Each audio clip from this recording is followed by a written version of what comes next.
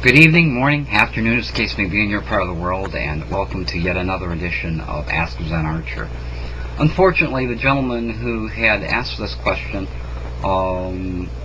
he's closed up some of the things that he's done here on the web, and I don't know if he will see this or not, but for the benefit of those of you who will, we'll go ahead with it.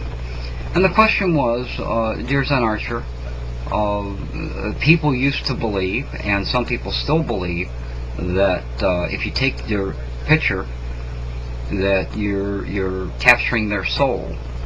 And do you think that's true? And if it is true or not true, how does it apply to YouTube and what we're doing today? I was going to script out an answer because it's a pretty deep question, but I decided just to speak on it, kind of shoot at it from the hip. So, here we go. Yes, people did believe that, and there was a certain amount of truth in that. Having your picture taken is an image of you and your environment, and sharing that with the world, which, although it doesn't really take anything from you, it is your image, it is about you, and so it is a piece of you. And so it is a valid point, and there are people today who still feel that way. There are many here in my area. We have some Quakers and that kind of thing, and they, for the most part, ask that you don't take their picture. And I think that's because it's a vanity issue with them. But as it applies to YouTube, that's also true. When you put out your video and expose yourself to the masses, you open yourself up to ridicule, you open yourself up to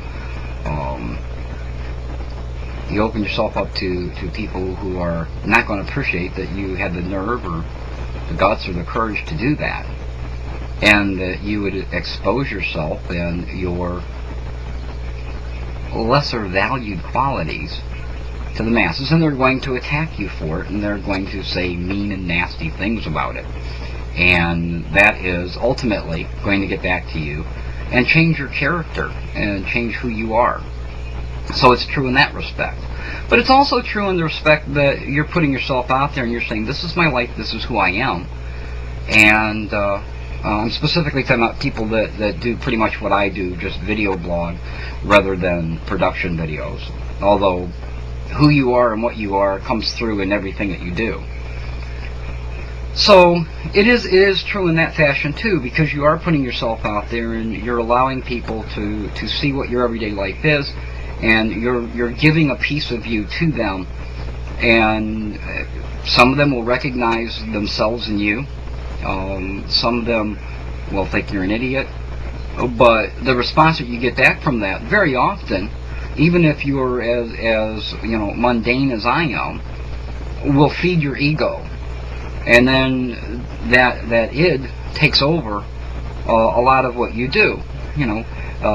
Ego's a big thing, and when it starts to get fed, it wants more, and it becomes greedy, and so it changes who you are, not necessarily in a good way.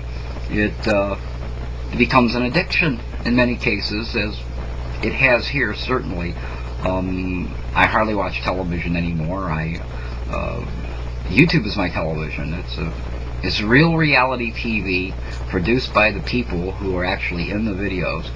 And I think it's a good thing. I think it's a powerful thing and a wonderful thing, and gives us a better view of the world. But as it pertains to stealing your soul, I don't think it steals your soul, but it certainly affects who you are, and affects the way that you approach life, and the way that you approach YouTube, and the way that you approach others outside of YouTube. Sometimes in a negative way, and sometimes in a positive way. So I think that's how that applies to. That's how it applies to YouTube.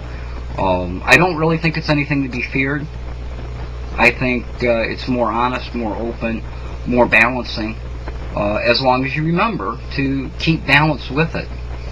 And the person who asked this question, I think that possibly the balance was the problem there. I don't know, but I watched his exit video, and he took down his videos and said, what am I doing? And that may be a good thing for him, and I think it was just a matter of YouTube had taken over his life. It was what he thought, ate, and breathed, and he lost balance in his life because YouTube was all he was doing and all he was thinking about. And hopefully he'll get his inner compass back on track, and he won't be away long. He'll come back and realize that YouTube, while it can be addicting, is a valuable tool to share who you are with others, have them share with you, and to get a better picture of the world around us. So that's all I have for this edition of Ask Zen Archer.